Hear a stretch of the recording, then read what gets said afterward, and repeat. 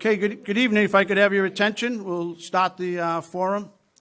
I'd like to first thank everyone for coming out this evening. My name is Alan Costello, and I'm the president of PlymouthFirst, the organization that's sponsoring this forum here this evening on the special election that's going to be held Saturday. And of course, as everyone knows, there's only one question on the election, and it pertains to the nipban, for lack of a better word. And we're going to discuss that tonight. You're going to have the opportunity to hear from people that know quite a bit about both sides of it, and they're going to answer questions and talk about what they hope to achieve with or without the ban.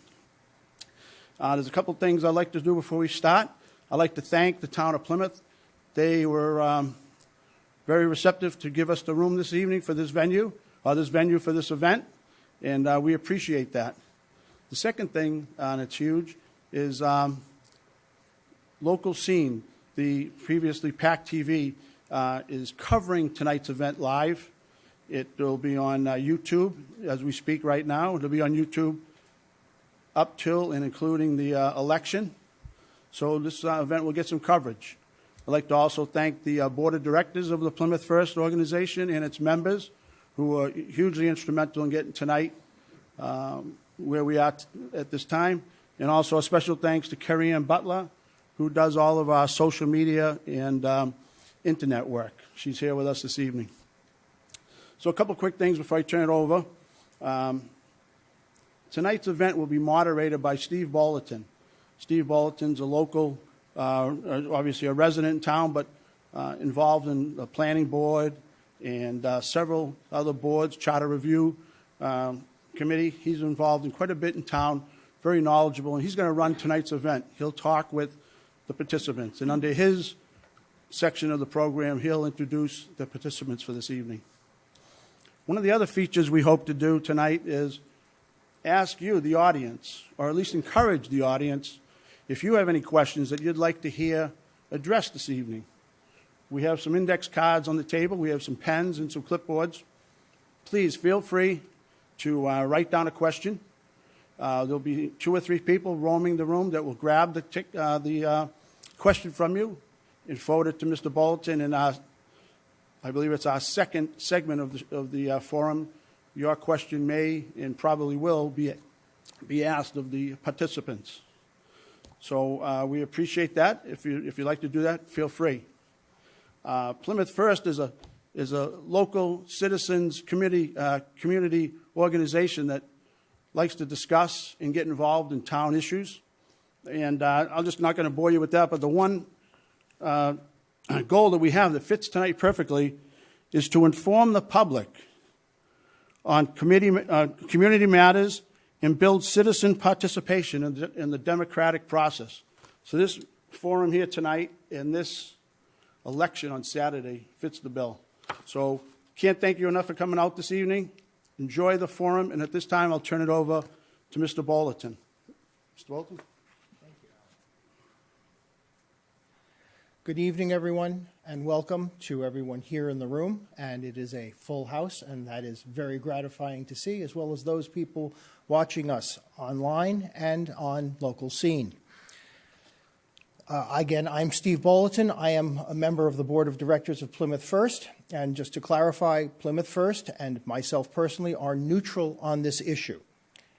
With that in mind, as we go through tonight, we are going to try and make this as informative for people as possible. To that end, questions will be asked in a neutral format.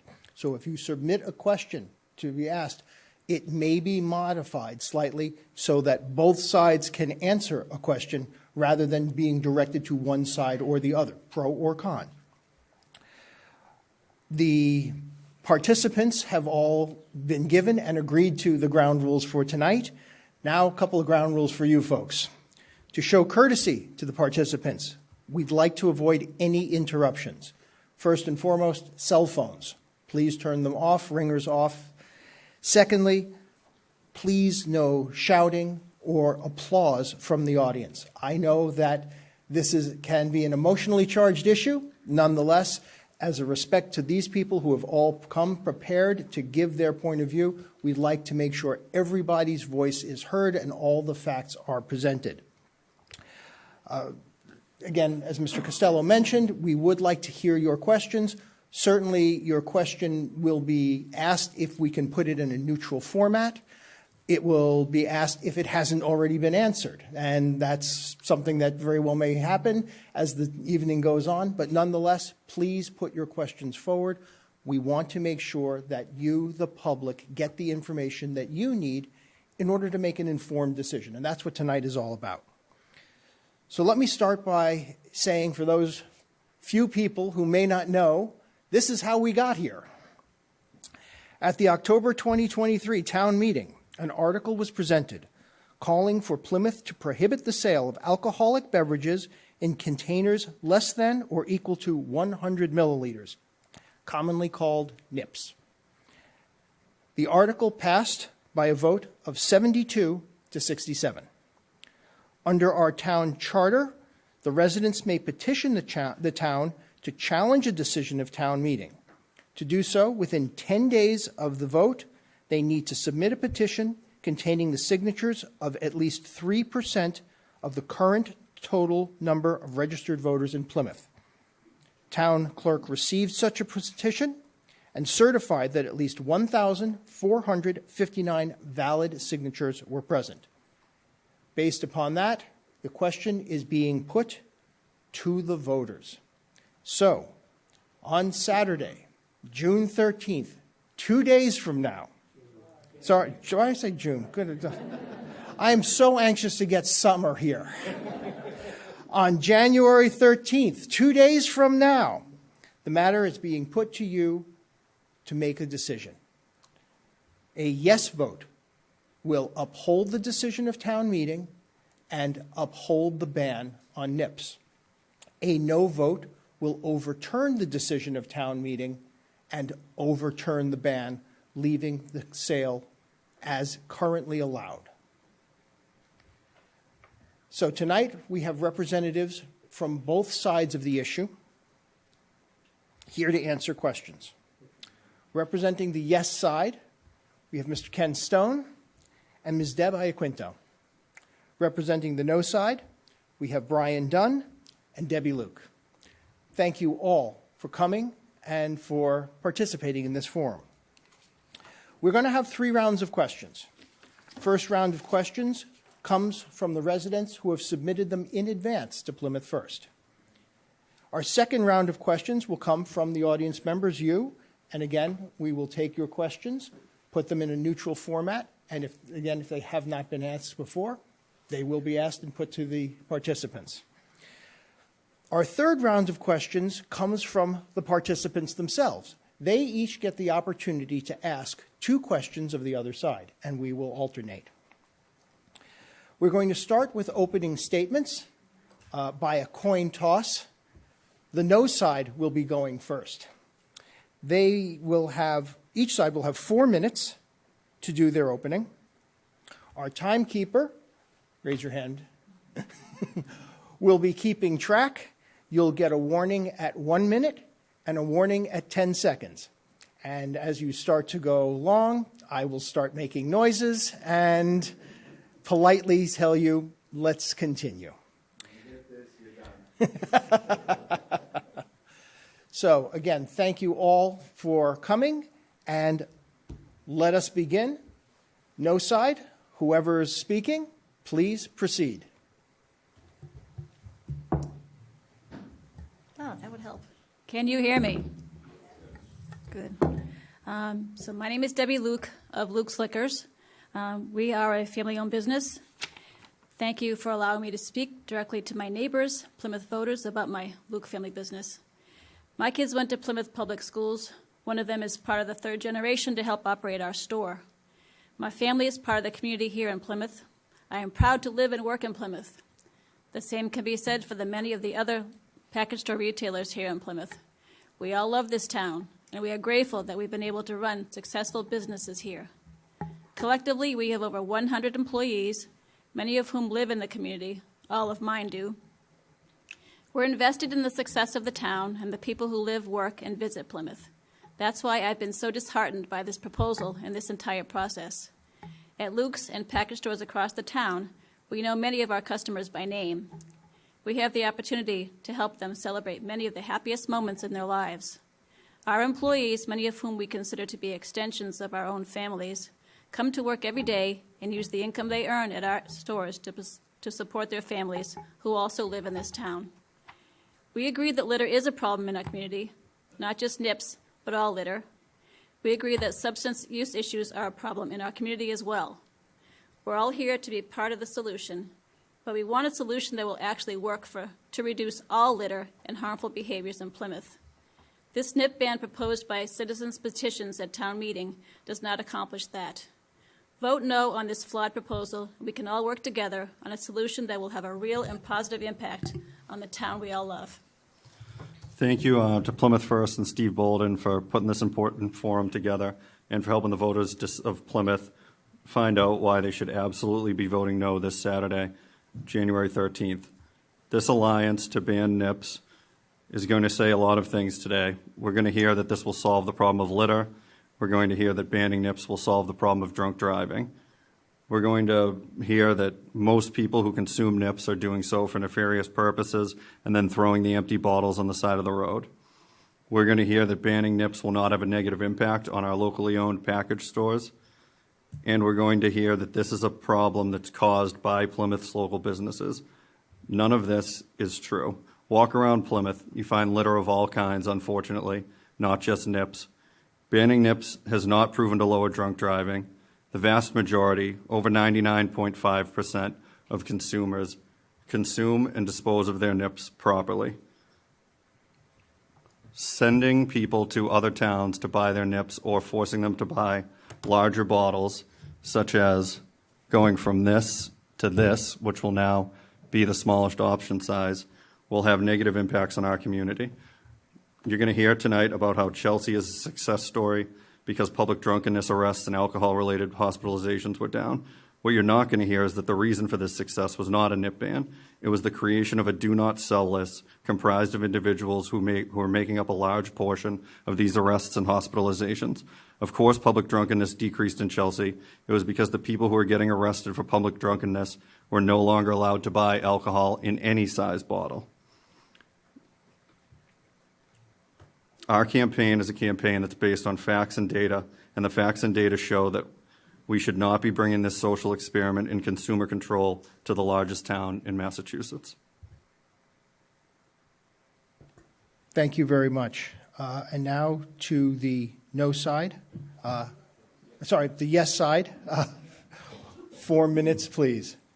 Okay. Again, thank you to Plymouth First for having this forum. I'm Ken Stone. At last fall's town meeting, 87% of town meeting members were present. That's more than in many years. More people voted on the nip ban than any other issue in all the prior 5 town meetings. Majority rules, that's democracy. The Board of Health voted overwhelmingly for it. The Open Space Committee sponsored the nip ban. It was not a citizen's petition. The Select Board voted in favor of it to move it forward on the warrant. 2 of the town selectmen voted passionately and spoke passionately about the problem with alcohol and nips. The Plymouth Center Steering Committee, the folks who live downtown, see the impacts of nips every day on our business and tourist district, voted unanimously for it. The League of Women Voters supported it. The list goes on. Contrary to what was just said, nip bans have shown to be and prove a measurable and significant impact on both problem drinking and litter. Bans are effective in terms of litter in Falmouth. They did a litter audit. In that audit, they found that the single most prevalent item in the litter stream was nips at 32%. Within a year, that was down to just 6%. Every town that has put in a ban reports similar radical decreases in nips as litter. We put in a plastic bag ban 6 years ago. They have basically disappeared from our environment. We can do the same thing for nips. It is fallacious to suggest we shouldn't eliminate the bulk of our litter because there's other litter out there, and in fact, there are plans to address the other litter.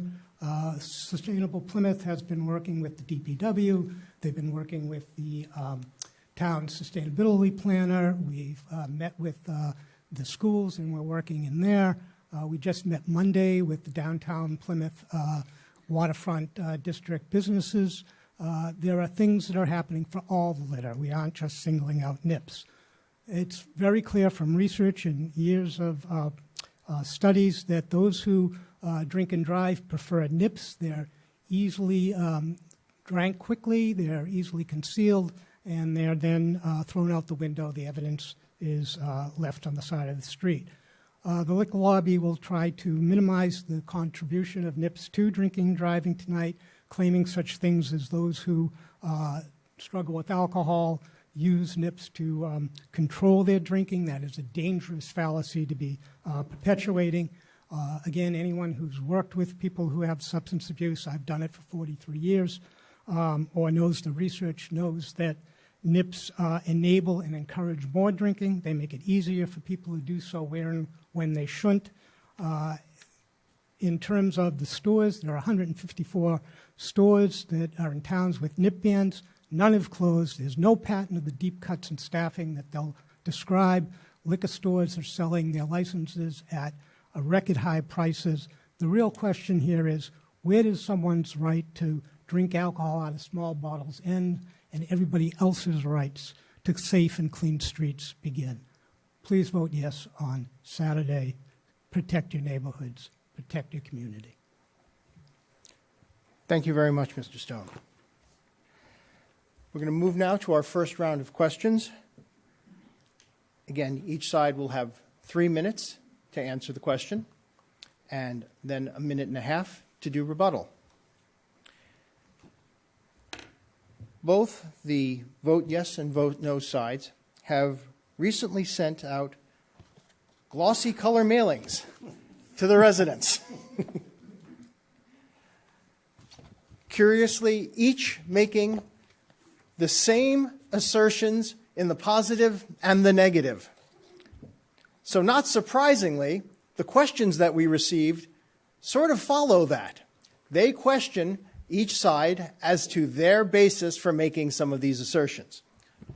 So the questions that we're going to address first probably are going to sound very familiar to all of you.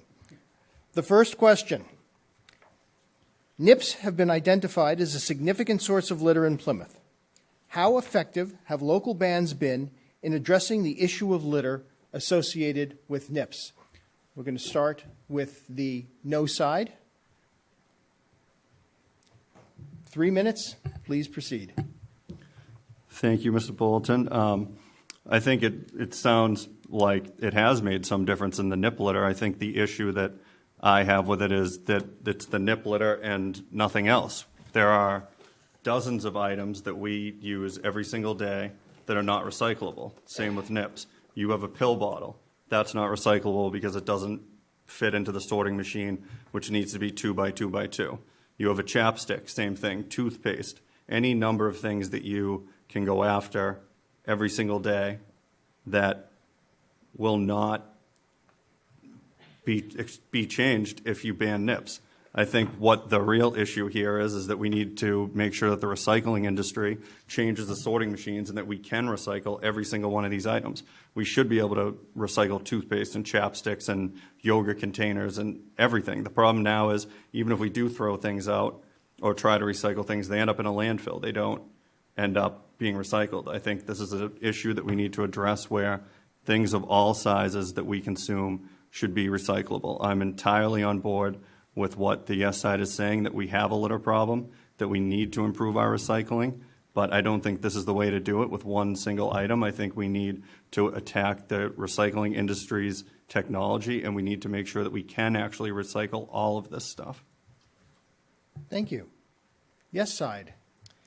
Yes, so in terms of the industry changing to be able to handle those small bottles and containers, the reason they drop them out of the containers as they sort them is because they're too small and too light for the people who actually buy the bales of plastic to use and consider of value. So there's no market for them. So to suggest that these people are going to spend thousands of dollars to retool their factories in order to capture a product that they can't sell, that nobody wants, is highly unlikely. In terms of the rest of the litter that's out there, as I said, we are attempting to address that. We are approaching putting in water stations throughout the town that'll help deflect people from the water bottles. We have a green restaurant program that we have been discussing with the town and with the restaurants that will encourage more sustainable kinds of containers, et cetera, and removing them from the environment. Nips do make up the bulk of the litter in town. There's no alternative but to eliminate them at this point in time. Nips are not recycled anywhere in Massachusetts. They're not recycled in Maine, and they won't be recycled in the future. That is a kind of a pipe dream, actually, to expect that they will be.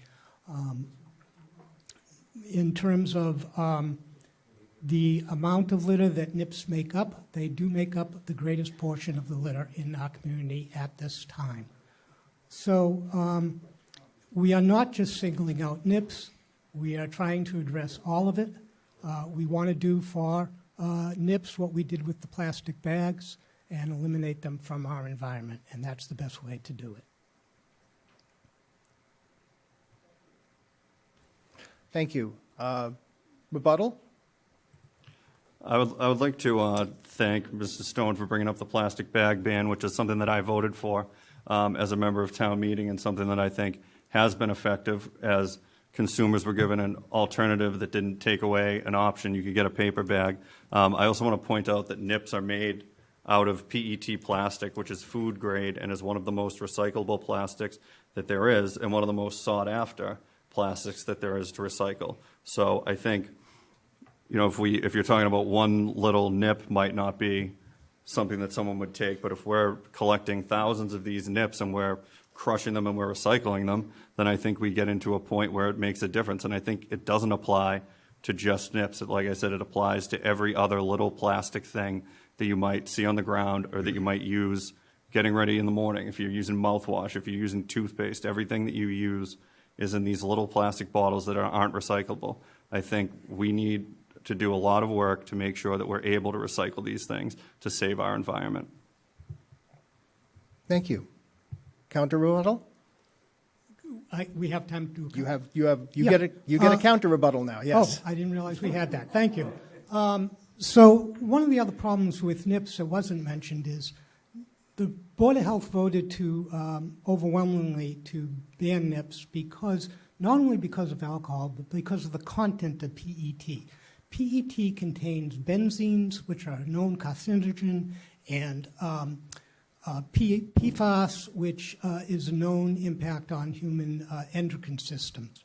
When they degrade in the environment, they leach these chemicals into the environment. And in terms of human beings right now, we're finding microplastics in people's lungs, in people's bloodstream, in the stools, in women's placentas, in women's breast milk. And so these particular nips and these particular PET chemicals are a public health danger for multiple reasons. And so we need to get them out of the environment. They are not an environmentally good product whatsoever.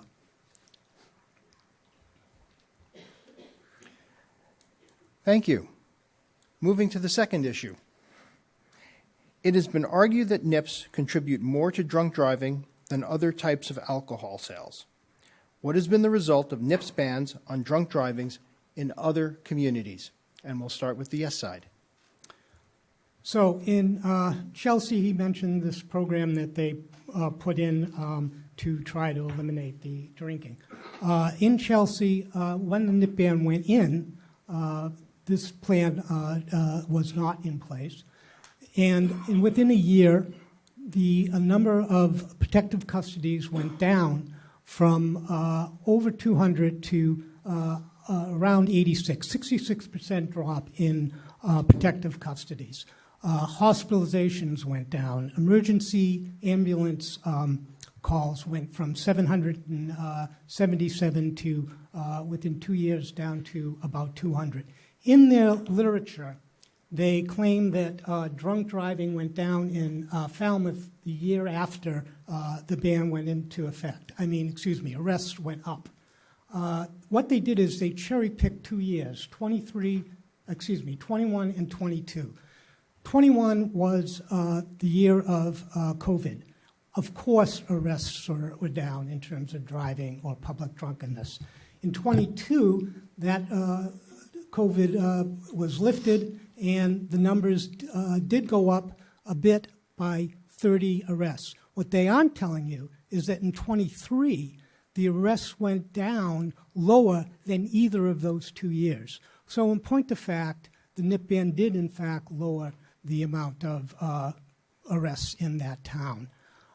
We know that people who drink and drive prefer nips, that small bottle there. It's easy to conceal. It's quickly drunk and thrown out of the window to get rid of the evidence. I think you all saw, perhaps in the news this weekend, an accident in Haverhill. A woman hit a child coming out of the bus. There were 5 empty nips found in that car.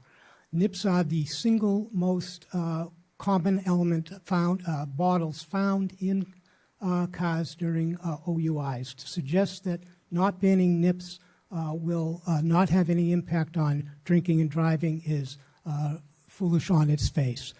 We find nips all over town on all the major roads. Those roads are not places where people are walking. There's only one way they can get there, and that's that people are tossing them out the window as they are drinking and driving.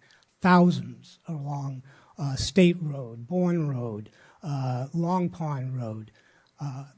They are there, thousands of them at a time. We know where they're getting, we know how they're getting there. That's only done by drunk drivers. And whether they're the majority of the people who buy nips or the minority of people who buy nips, it's clear that there are many, many people drinking and driving in our town, and nips help them do that. A nip ban will curb some of that, a good part of it, most of it, not all of it. Thank you for your time. No sign? Thank you. I'd like to talk about Falmouth. This is the number of drunk driving arrests in Falmouth from 2017. You can see in 2017, there were 129 drunk driving arrests in Falmouth. By 2018, it was down to 103. By 2019, it was down to 74. By 2020, which is COVID, so whatever, it was down to 63. This is a downward trajectory the entire time until the nip ban went into place in 2021. Then all of a sudden it goes from 129 to 103 to 74 to 63, back up to 93, back up to 88 the next year. This is a correlation. It's just the exact opposite correlation that Mr. Stone just talked about based on these numbers. It's the effect of someone coming in to buy one nip of 50 milliliters and consume it, and instead forcing them to, at a minimum, consume 200 milliliters of alcohol. This has proven to have an impact on drunk driving. It's proven to increase drunk driving in Falmouth. This is going to make our streets more dangerous if more people are drinking larger bottles and driving.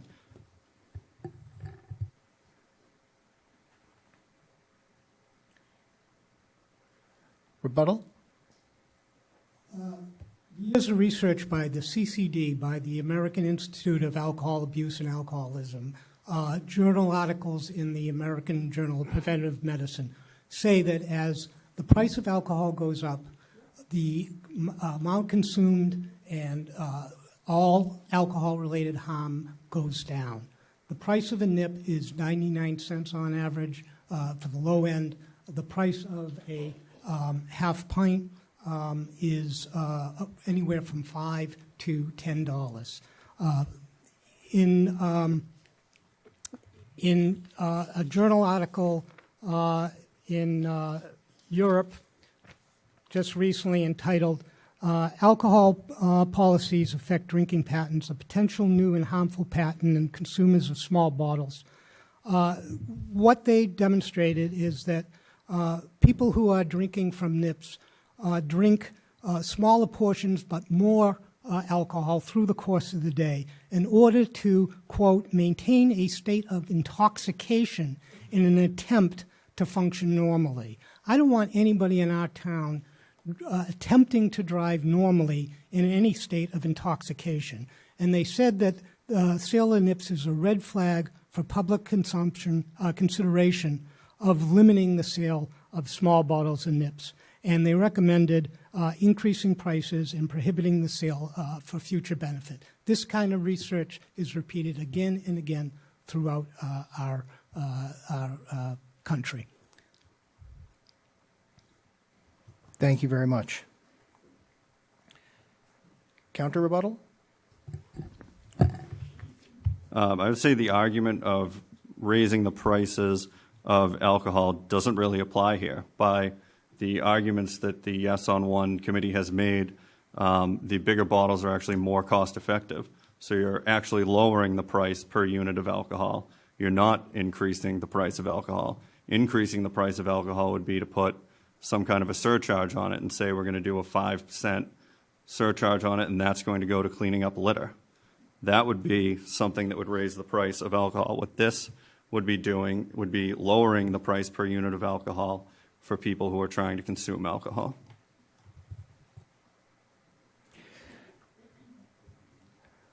Moving on to the next question. Given that this ban applies only to Plymouth, do the benefits outweigh the financial impact on local businesses? And we'll start with the no side.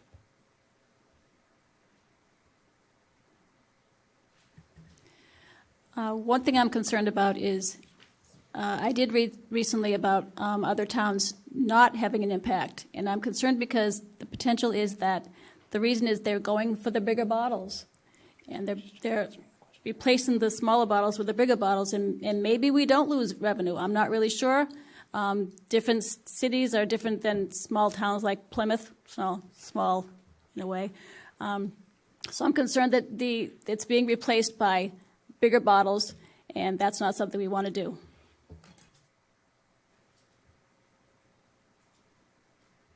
Yes side? So first of all, I just want to make it clear that I am not a fan of restricting businesses or consumer choice in any way. In fact, if someone tells me I can't do something or I can't have something, I want it all the more. My husband is in the back of the room and he'll attest to that. But when I looked into the issue of nips, the safety and environmental issues were just too big for me to ignore. So I see a couple of benefits that I think are going to really have a major, long-lasting impact on the town, and hopefully other towns will follow our lead. First of all, the nip ban will make our streets safer. Nips are literally a shot in the glass, in a bottle. You can see it right up there, nicely visualized.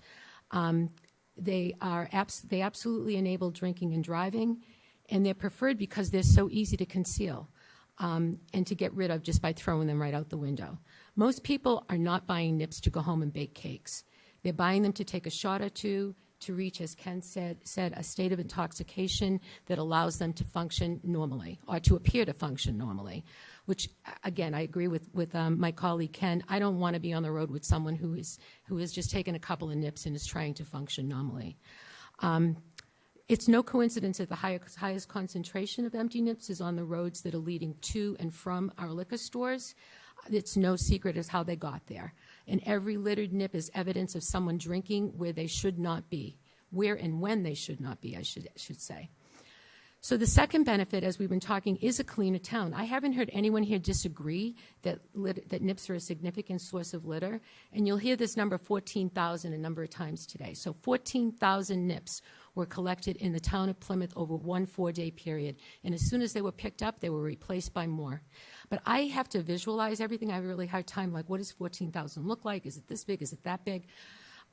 So I thought, well, nips are about 4 1/4 inches long. If we lay 14,000 of them end to end, they'll stretch for nearly a mile. So picture from Water Street Cafe, past Plymouth Rock, past East Bay Grill, all the way to Nelson Park. That's what 14,000 nips look like. We pick them up, and then they're back the next week. The 11 communities that have passed bans have reported fewer drinking-related incidents and significant litter reductions in litter, and I don't know why we wouldn't want the same thing for Plymouth. So please vote yes on January 13th. Thank you. We made a little mistake there because that should have been a rebuttal time, not a full answer time. So we are going to give a further rebuttal to the no side in case there's anything they wish to address as part of that. Thank you. Last year, liquor stores in Plymouth sold 2.5 million nips. What we're talking about here is a 0.5 percentage point. The majority of nips are not going in the street. They're going in the trash by responsible people. I also think that we're trying to put this issue on the feet of these local businesses or people who live here when this isn't a issue that can be solved by any local business. You walk into CVS, 90% of the things that you can see in CVS, you can't recycle the same way that you can't recycle these. I think this is an issue that we have to work on community education, and we have to work on outreach programs in addition to fixing our recycling program. Thank you. Moving to our next phase, our audience questions. One of them is actually a follow-up to our first question, so I'm going to ask that one first. Different statements were made regarding the recyclability of nips. We've heard that they are a certain type of plastic, which I understand is used in other products, such as furniture and plastic fencing. So, are they or are they not recyclable? We're going to start with the no side this time. Thank you. Yes, the plastics themselves are recyclable. The issue is that the size of these plastics aren't recyclable. Like we mentioned earlier, we have these items that aren't 2 by 2 by 2, and if they're not 2 by 2 by 2, then they're not recyclable. They're not sortable by those machines. PET plastic is food grade, is one of the most sought after plastics, and is recyclable. The issue is it's not recyclable if it's in this mini size, the same way that, as I mentioned earlier, chapstick and everything else is not recyclable when it's that size. So the plastic itself is very recyclable. The issue is the size of the plastic, the sorting, and breaking it down to actually be, as Mr. Stone mentioned, something worthwhile of recycling companies to purchase, break down, and resell. Yes, side? Okay, so yes, it is a valuable plastic, and just about anything can be recycled. But the point isn't can it be recycled, the point is it recycled? And the reality is it is not. The liquor stores put out bins in front of their stores saying, please deposit your nips here, we'll recycle them at the town transfer station. The town transfer station does not recycle nips. H.L. Harvey, who hauls all of the plastic and all of the recycling for our town transfer station, does not recycle nips. So the issue is they are not recycled. So the answer to the question is they aren't. And we can talk about these ideas that we have to improve the recycling in our country, but apparently that would take decades. It isn't happening. It is unlikely to happen. And so we have thousands of nips going out into our environment in Plymouth every year. And by the way, that 14,000 that was mentioned, and the fact that that's only a 0.5%, we can't keep up with the litter that's in town. When we do 14,000 in just 4 days, we're not out there dealing with the litter for a year like they did in, say, Gardner, Massachusetts, a much smaller town, and they picked up 50,000. But in either case, we're just barely scratching the surface.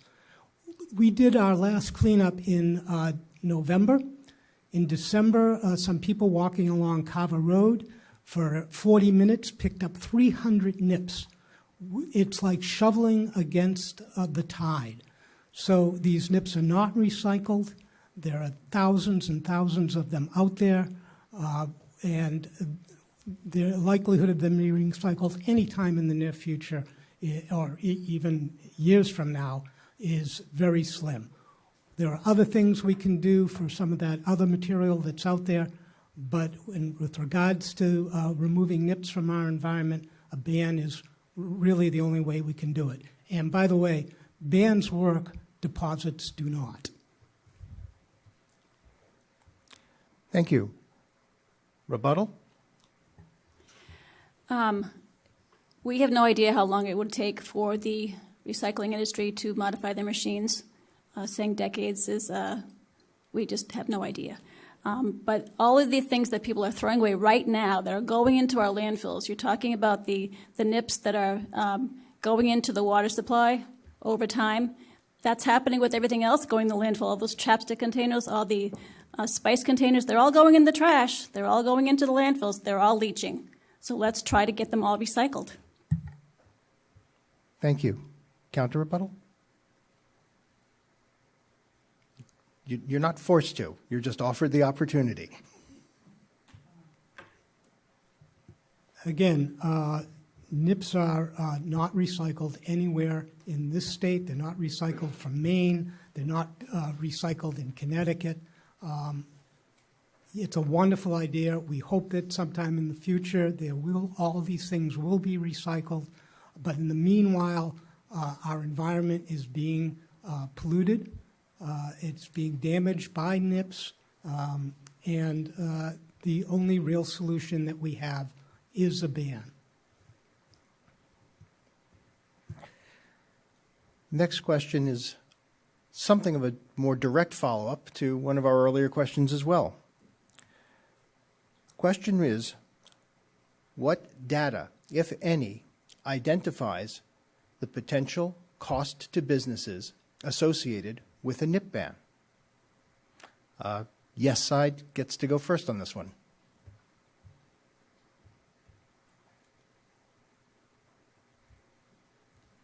Yeah, that's a really interesting question because we'd love to see the data too. We've heard a lot of numbers thrown around. We've heard the argument loud and clear that this will be a hit to profit, or a hit to sales, I should say. That's what we've been hearing. And it's starting to sound like nips are all that's sold in the liquor store. When the ban first passed, the liquor store owners were claiming that they'd lose up to 50% of their business. Then it was 15 to 30%.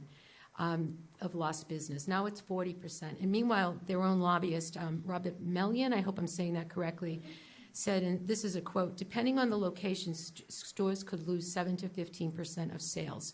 So they're talking in terms of sales and transactions. But really what counts here is profit, and we're not getting any information about profit. So you ask about data. I have no data. We'd love to get the data. Since we can't get a straight answer from people about what that means in terms of profit, I did a little digging and found through Forbes and other business research organizations that suggest that liquor stores mark up their product by 25 to 30%. So whatever number you hear out there in terms of lost sales, divide that by 4, and that's closer to the profit number. So I would love someone here, anyone here could do the math for us so that we can understand exactly how much lost nip sales will actually impact profit, taking into account every other product a liquor store sells. I'd also add that we've got 154 liquor stores currently functioning under the ban, including 13 in Wareham, and none have closed, and none have reported any sort of layoffs. And there's a great quote by the manager of Wines and More in Wareham. She said, "We may lose some business, but it's not going to be a significant hit." So the truth is liquor stores will always be profitable, no matter what size bottle they sell, because there's always going to be a demand for alcohol. They were essential businesses during the pandemic for this very reason. Thank you, Peter, for keeping Pioppi's open for all of us. But the liquor industry is virtually recession-proof. These are all smart business people who have adapted quite well to all the changes that have affected their industry since Prohibition was lifted. So please vote yes on January 13th. No side? The thing is, we really do not know what the impact is going to be. Somebody who buys nips could be buying the lottery tickets, the cigarettes, the six-pack, other miscellaneous things. It's all going to go somewhere else, the next town over. We don't know what the impact is going to be. That's the bottom line. Yeah, I think like some of the numbers that we have been extrapolating out is just based on what percentage of sales include nips, which percentage of sales are nips. Like Debbie just said, it's not just nip sales that you lose. If I'm going to buy a nip and a six-pack, I'm not going to go to Kingston and get a nip and then drive down to Pioppi's and get a six-pack. I'm going to do all of my shopping at a store across the border. So someone loses the customer for everything from lottery to other kinds of alcohol for this same exact product that can be bought a mile and a half up the road. Rebuttal?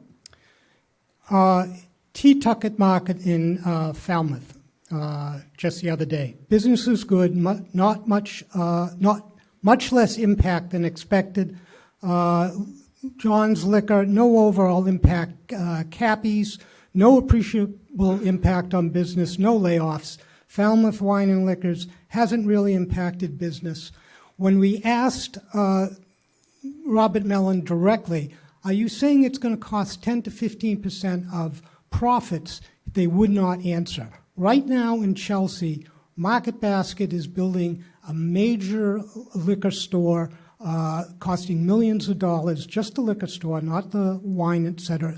Paid a record high price for the license in Chelsea. These are good business people. They recognize that you don't need to be selling nips to make huge profits. Why would they be investing that kind of money otherwise? In Boston, there are 70 stores now. Under their rule, you can't buy a new liquor license unless you agree not to sell nips. There are 70 good businessmen that have bought licenses in Boston to do that, and there are 317 other stores, liquor stores in Boston, that don't sell nips. Why would good businessmen invest that kind of money in Boston to buy a liquor store, knowing that you could, in fact, literally walk around the corner and buy nips if they didn't think that was highly profitable? Counter rebuttal? I would just want to point out that in Chelsea, there were at least 2 stores that ended up having to sell, that Harry Patel owned both stores, and he did sell both stores following the ban. So it isn't something that there made no difference. Like I've heard them say before, that no stores were sold, no liquor licenses were transferred, and there were no, it's on the mailing, and that no one sold their stores. We're not going to do that.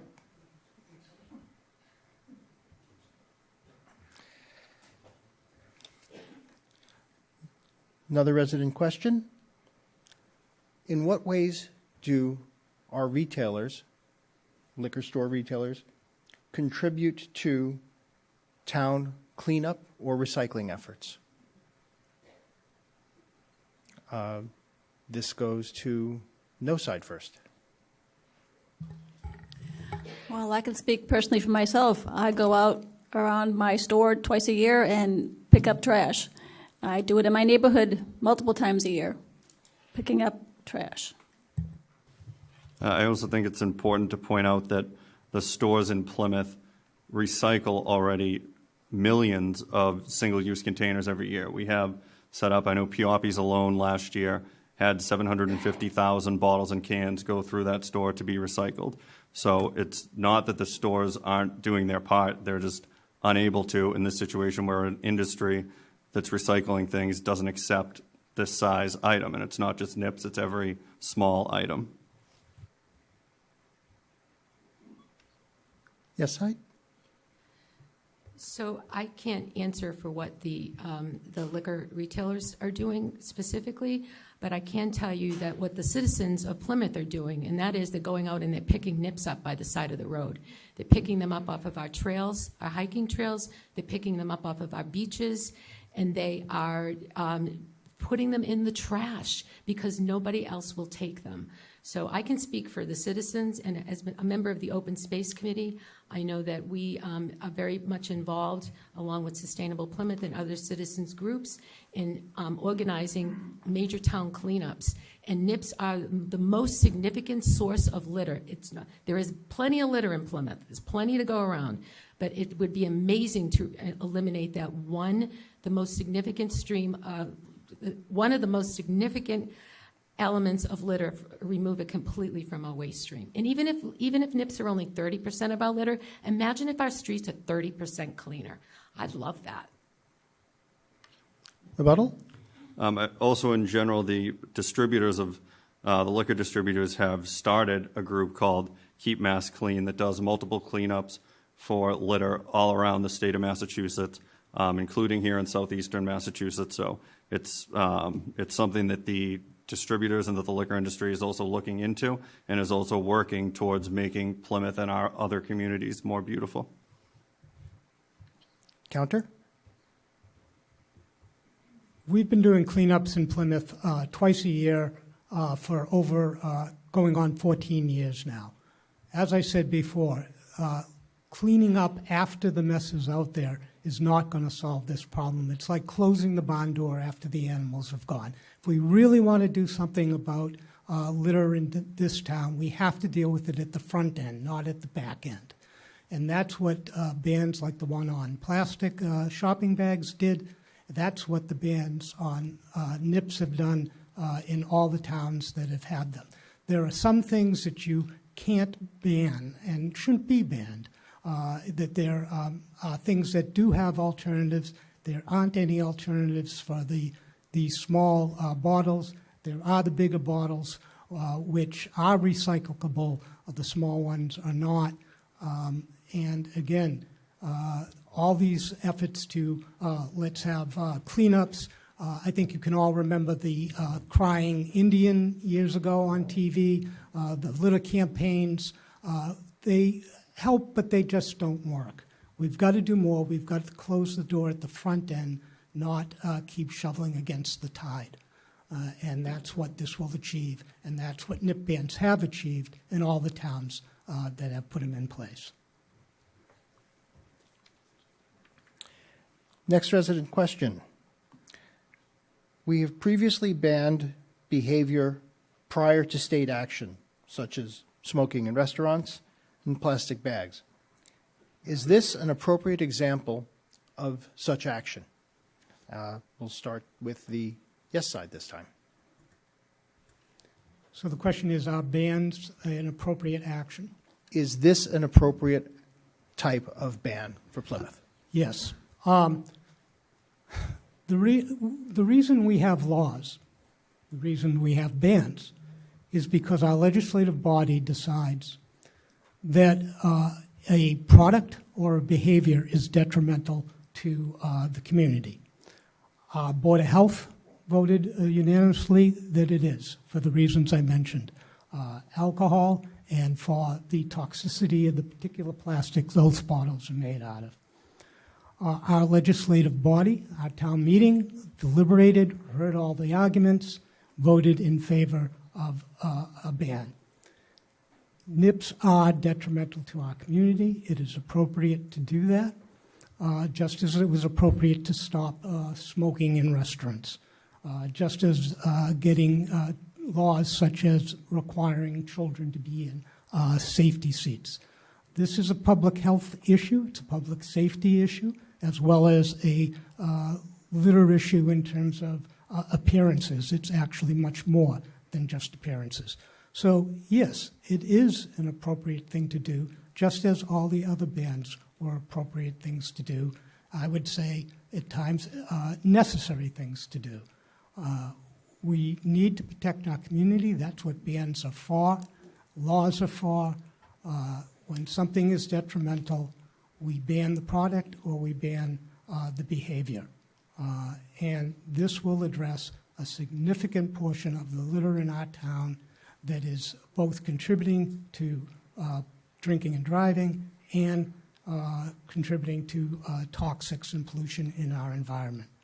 Of course, it's something we should ban. No side?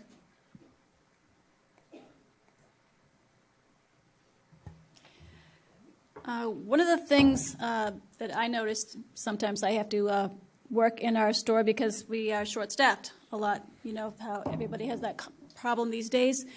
And we have people living paycheck to paycheck.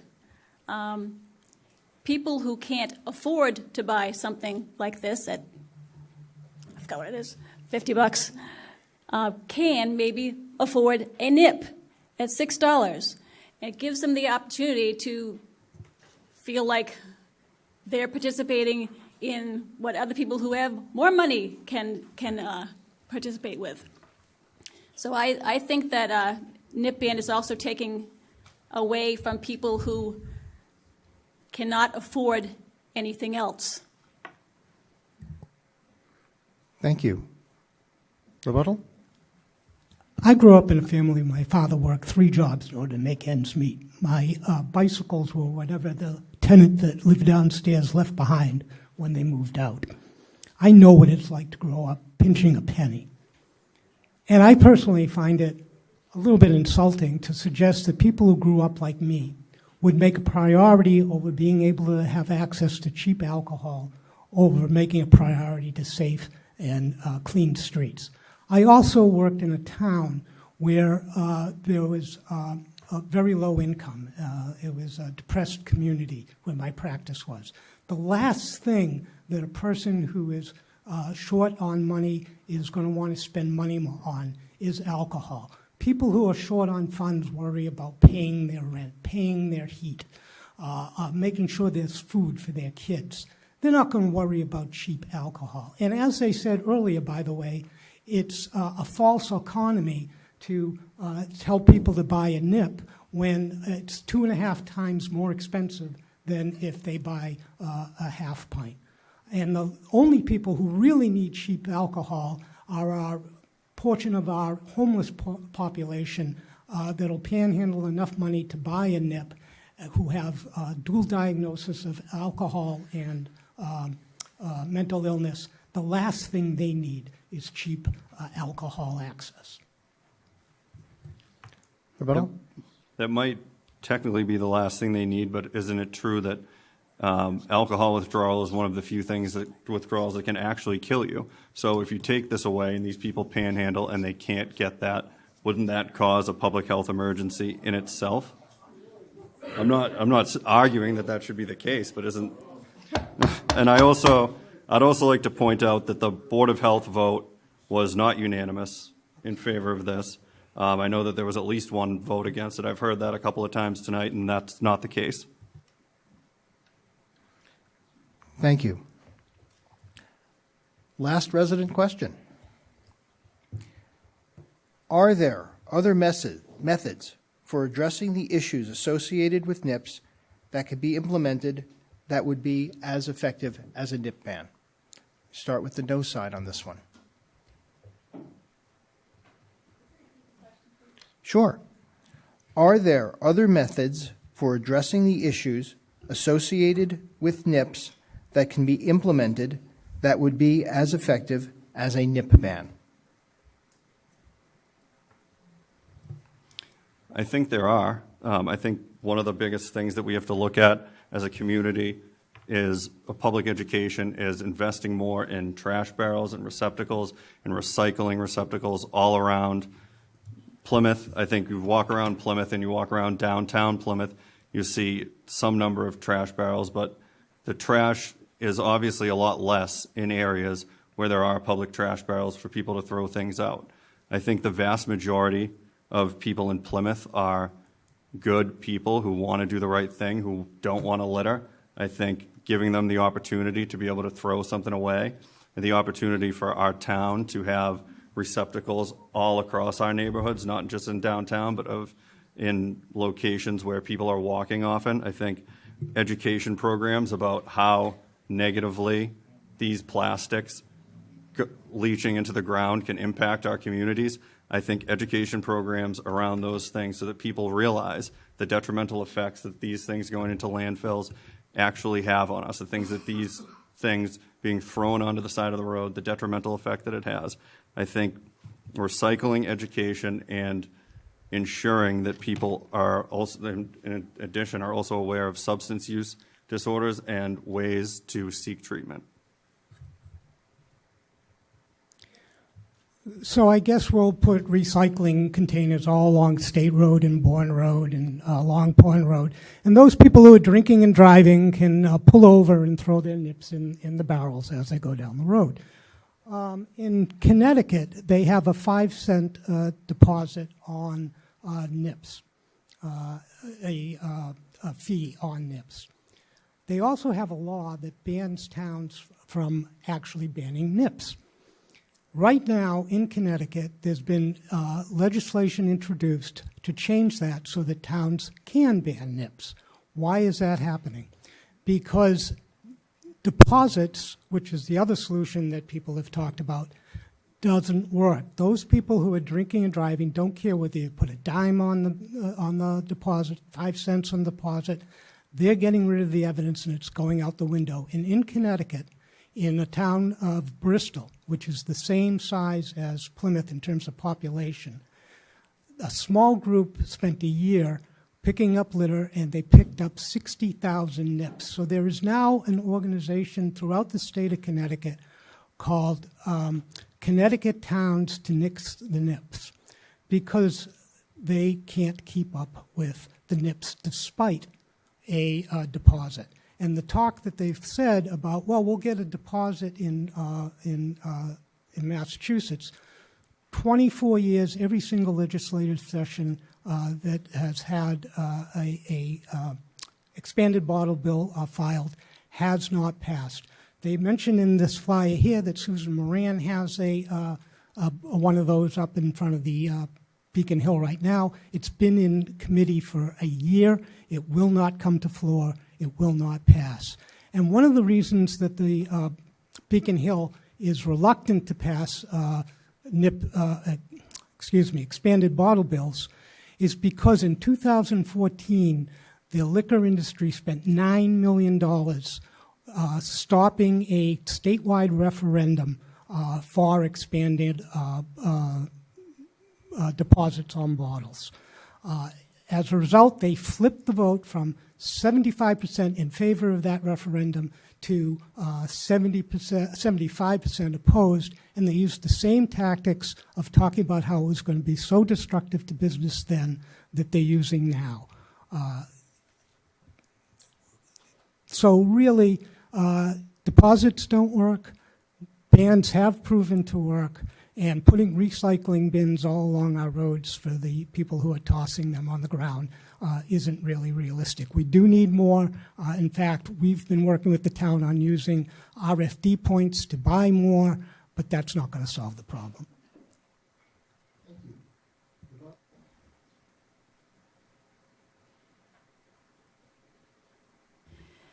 This may have been mentioned before, but you know that the surrounding towns do not have a nip ban. So people who go out of town to buy nips and then come back into Plymouth are traveling further to get back into Plymouth. And maybe they've drunk those nips in Kingston, and then they're traveling into Plymouth, and they're traveling further to get back to their home, which could be increasing the risk of DUIs and accidents. Yes. Thank you. Any counter rebuttal?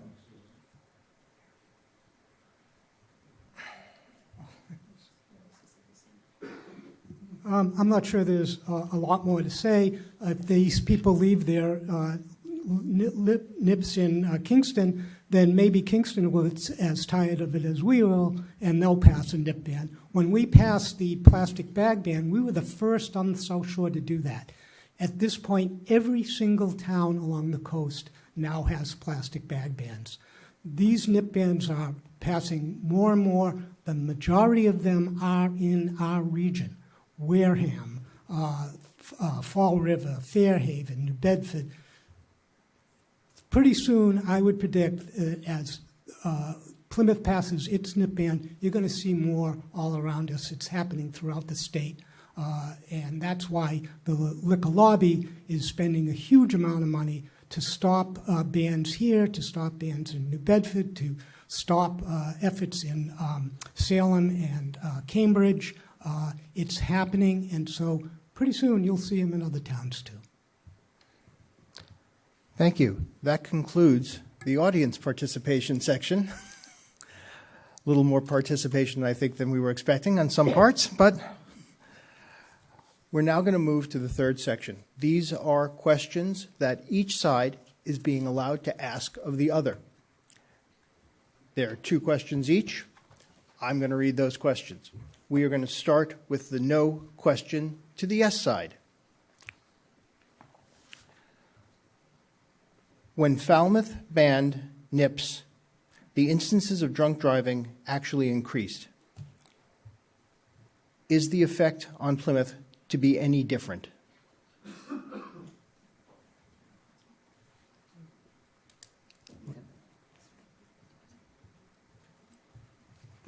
So, as we said, research has shown that when you ban NIPS and other form and increase the price of alcohol, the amount of consumption and all related harms go down. In Chelsea, we saw that radical reduction in public drinking, in hospitalizations, in protective custody. There's no reason to suspect we can't have that same success here in Plymouth that other towns have had. So I guess the answer to that question, as far as I can see, is that there's no reason to expect that we won't see that here in Plymouth. Again, let me find that piece of research.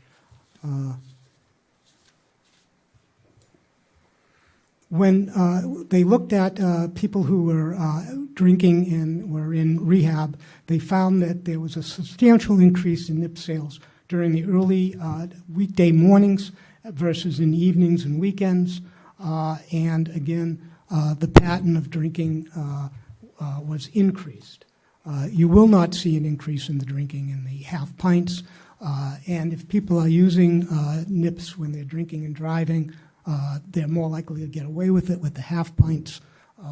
They're more obvious. It'll help our police enforce the drinking and driving laws. And we fully expect that you'll see those changes in Plymouth just as in other communities.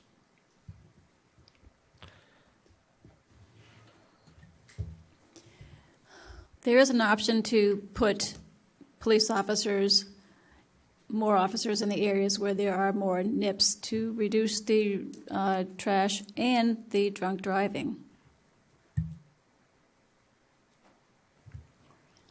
I think that I would hope that we don't see the same effect on drunk driving that they have in Falmouth. I think public education and enforcement is a big part of that, and I think it's not just from people that are consuming NIPS. I think it's from people in this town and probably across this state that are consuming too much alcohol and driving, no matter what kind of alcohol that they're consuming.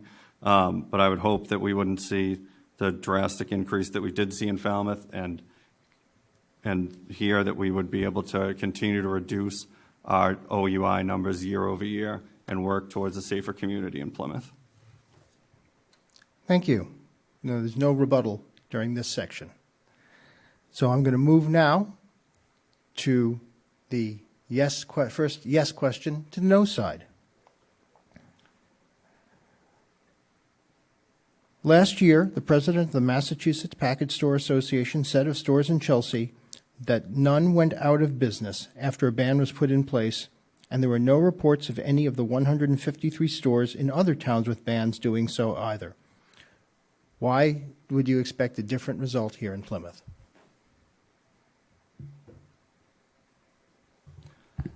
I would hope that there wouldn't be any stores that would close regardless. Unfortunately, it's just not something that we're sure of, and I think one of the things that Mr. Millian also said during that I think was a great point was that that I mentioned earlier, is that Chelsea had put in place a do not sell list to people who are problematic drinkers, to people who are constantly arrested for public intoxication, for people that were constantly hospitalized with alcohol-related illnesses, who are constantly sent to detoxes for those things. Those people were put on a do not sell list. If your store in Chelsea, then sold to those people who are on the do not sell list, you are closed down for a period of time. I think implementing something like that with a problem population of people who are being arrested, who are being hospitalized, who are causing injuries and harm to other people in the community, I think could be a great idea. I think that's something that it could be successful and would help out here in Plymouth. I think that is entirely separate from the ban. I think it's a ban on people who are bad actors and who are known bad actors from being able to buy that in town. That, in a way, is something we do in our own store. We limit the intake from certain people. We know specific people who had been multiple buyers, and we watch out for them and do not sell. We prevent them to buy again. Ms. Potts? So every nip found along the road is evidence of somebody drinking and driving in Plymouth. Whether they're a minority or a majority, it's clear that there are literally thousands of nips on these roads. There's obviously many, many people in this town who are drinking and driving and getting away with it or are being stopped on occasion, not quite enough. We were talking about Chelsea and I'm sorry, what was the question again? I'm missing. Oh, it was your question. Yes, and I don't remember it, frankly. So we were speaking of the fact that businesses in Chelsea that there were no Yes. businesses in Chelsea that went out of business following the nip ban. Right. I'm sorry, I got off on that answer about alcohol as we did over here. No businesses in Chelsea closed, and they suggested that they would have to close businesses. Profitability of businesses continues to be good. No license in Chelsea sold for a discount, as Mr. Mellon had claimed. I talked already about how Market Basket is investing millions in that town. The businesses are doing fine. The idea that stores may have to close, as they mentioned in their literature numbers of times, is a fallacy. It hasn't happened. One of our panelists here earlier said that they need more help, and they talked about, well, 1/3 of our help might get laid off. Again, there's no pattern of that kind of wide cuts in employees across the board in 154 liquor stores out there. So it is not going to have the impact on business that they're saying. As they said, they don't know what the profits will be, but everything from all the other towns show that they continue to be viable, highly profitable, and highly desired businesses. Why else would so many people be buying liquor stores when they really do come available if they didn't know that they're going to do very well whether or not they can sell nips? Thank you. Moving next to the next no to the yes side. Prior to the citizens' petition being taken, and I understand that there's a debate, I'm going to clarify this for people, whether it is a citizens' petition or a group petition.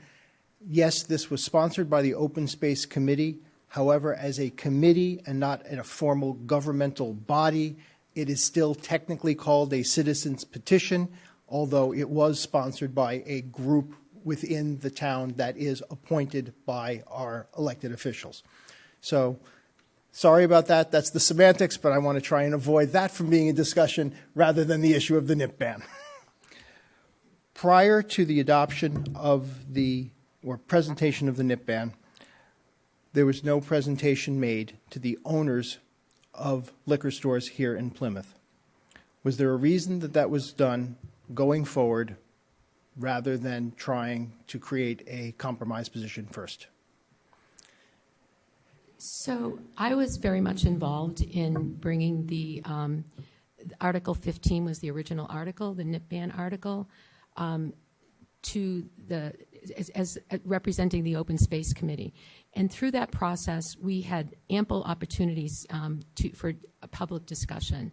There were a number of meetings with the Select Board, with the Board of Health, with the Finance Committee, dozens of town caucus meetings that are open to the public with published agendas.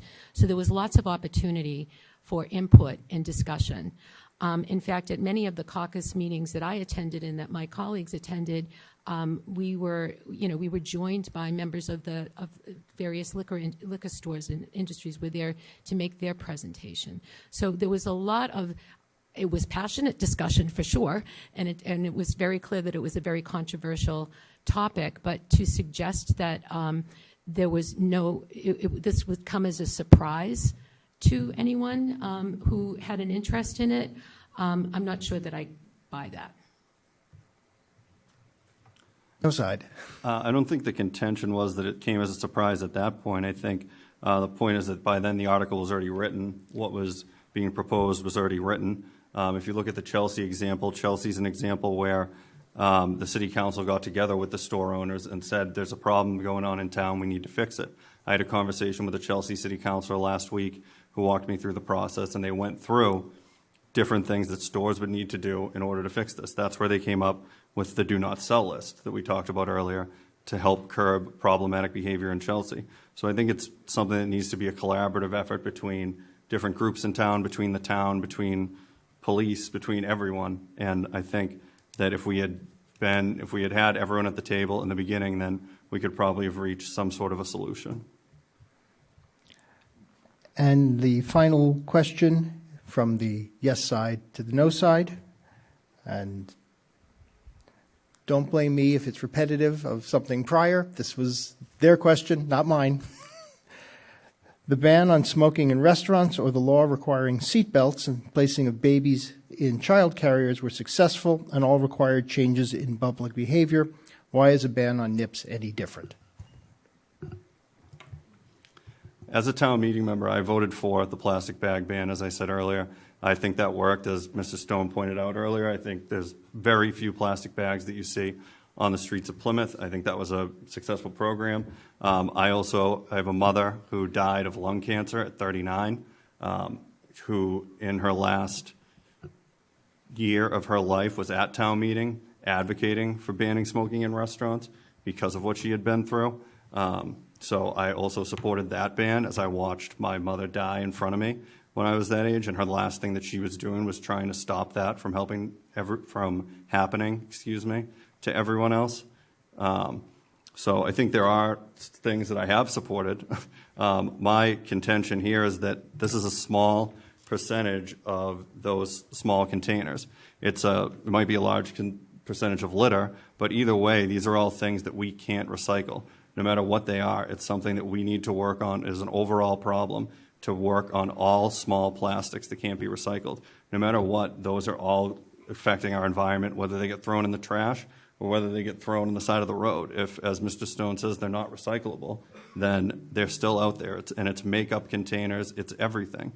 So I think to target one industry and put this on the feet of one industry, I think is the issue that I have. Reply? Do you want to do this? Okay.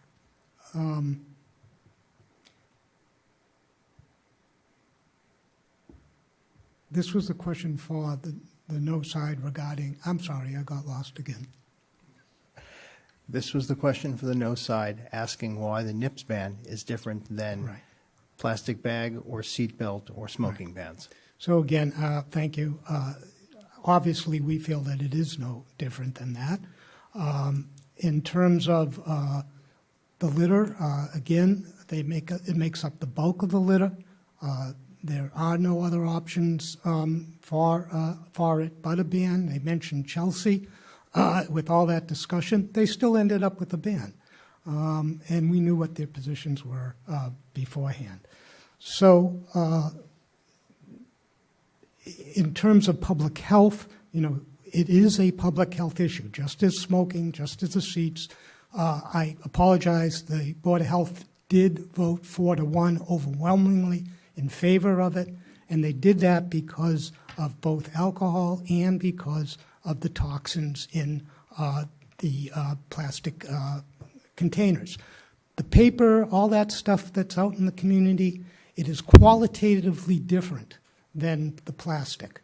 Nobody has paper in their lungs or in their intestines. Their paper is biodegradable. The plastic is not. It's a forever substance.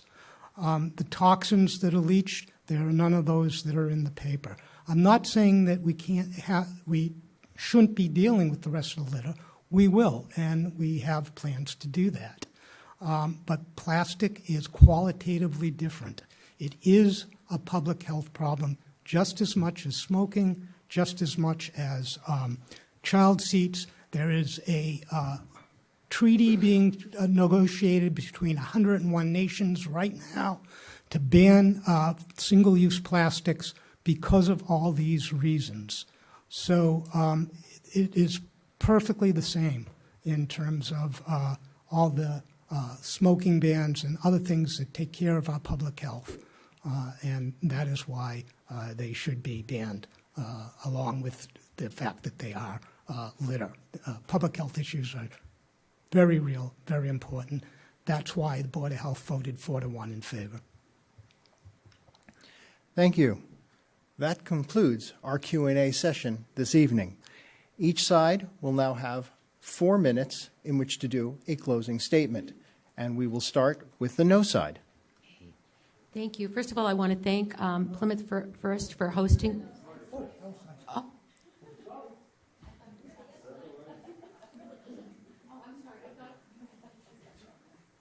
I think you said no side.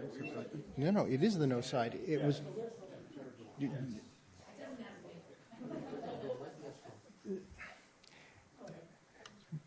The agreement at the beginning was that whoever went first at the opening would be first at the closing to give now the yes side but however you the yes side won the coin toss, so it was their decision. If they now wish to defer and if they now wish to go first in the closing, I don't have a problem. It was their choice.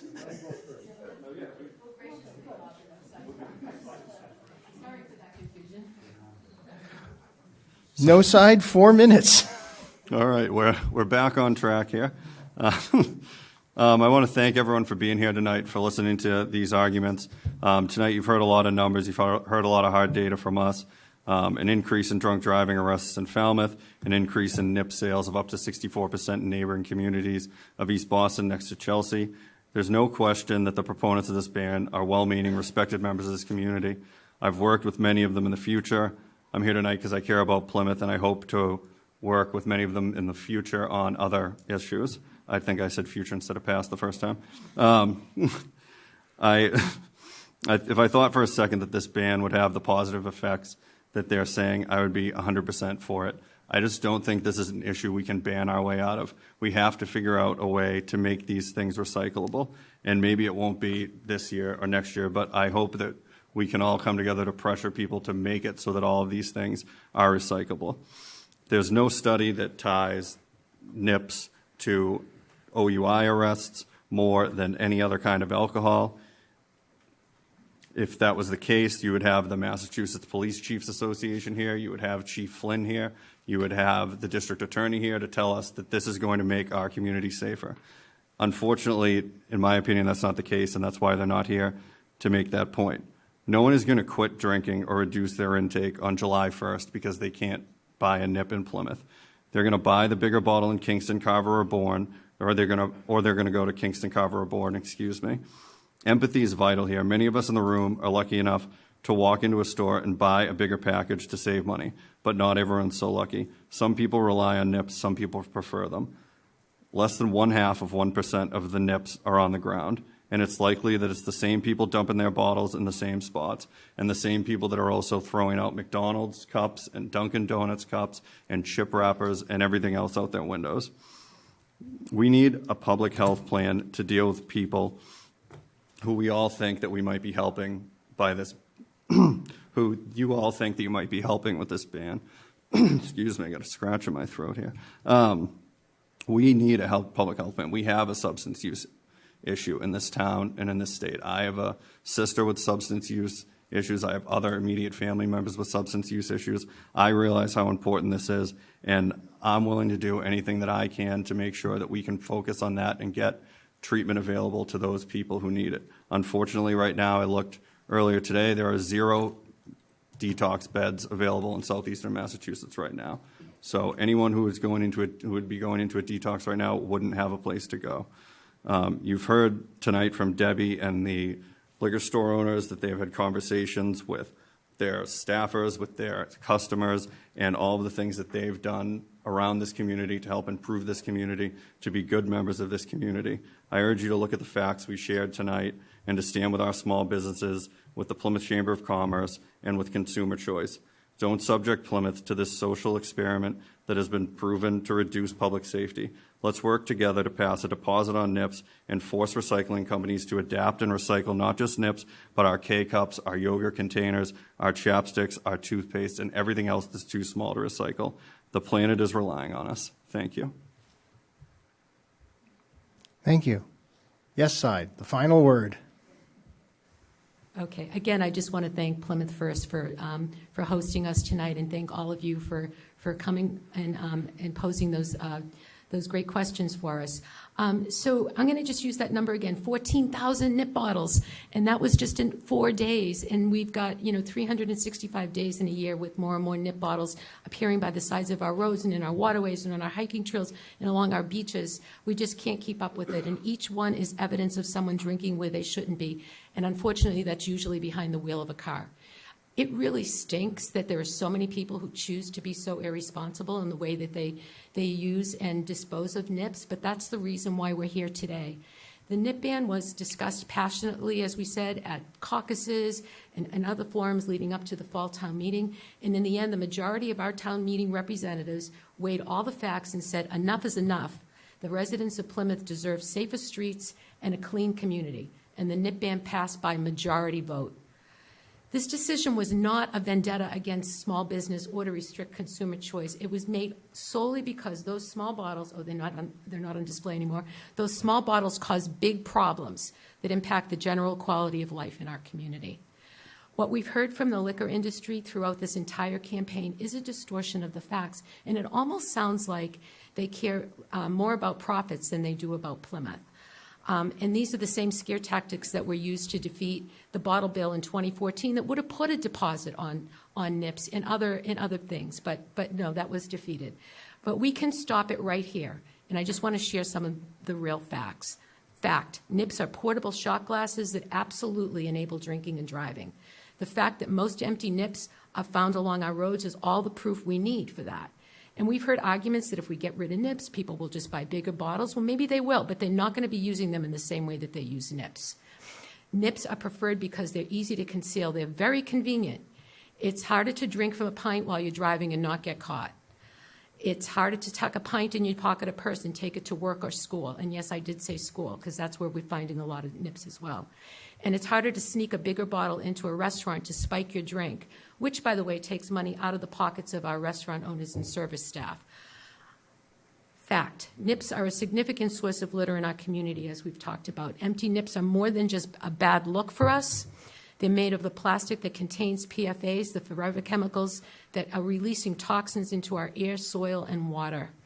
They cannot be recycled, and we cannot expect the entire recycling industry to retool to accept these plastics, especially when we're trying to reduce our dependence on plastics overall. Just doesn't make economic sense. Fact, the state is not going to take action on this problem anytime soon. We've been waiting for 23 years for them to act. Dozens of bottle bills proposed. And when the original bottle bill passed in 1982, nips were specifically excluded, thanks to pressure from the liquor lobbyists. I don't know about you, but I do not want to wait another 23 years hoping the state takes action when Plymouth already has acted to give us what we need right now, today, at this moment, to make our roads safer and our community cleaner and our environment healthier. A yes vote on Saturday will keep us moving forward, not backward. That's where I want to go, forward. I strongly believe people should be free to act however they wish unless their actions cause harm to others. When people buy nips to drink in their car, then throw them out on our streets to get rid of the evidence, those actions cause harm to the community. I love this quote by Oliver Wendell Holmes, Supreme Court Justice. He said, "Your right to swing your fist ends where my nose begins." Voting no is not in the best interest of your health and safety, but it is in the best interest of those profiting from the sale of nips. To be clear, this whole question comes down to the profit interest of 16 liquor store owners versus the health and safety of our 64,000 residents 10 seconds. and the 5 million tourists who visit Plymouth each year. Vote yes.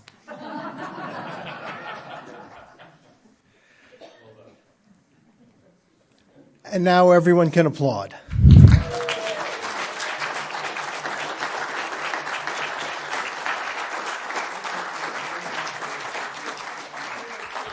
Closing? No, you go ahead. Do the closing. Just quickly, just a moment more of your time. On behalf of Plymouth First, two things. I'd like to thank all the participants that spoke this evening. I know myself, I learned a little bit from each side, and that was the goal of this forum.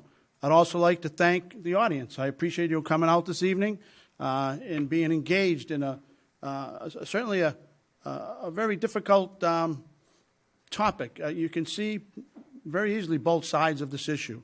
But I hope you came away tonight learning some things. And the very most important thing is to get out on Saturday to vote, whichever way you plan on voting. But it's very important you get out to vote. And then just quickly, a little cheap plug. If you have an opportunity, look up on the website, plymouthfirst.org. The group of people in this room that have taken the time to come out tonight, learn more about this issue, and get involved in what happens in town, and just exactly the type of person that we'd like to see as a member of Plymouth First, and we could certainly use your help. But with that, I thank you very much for coming out tonight. Thank you.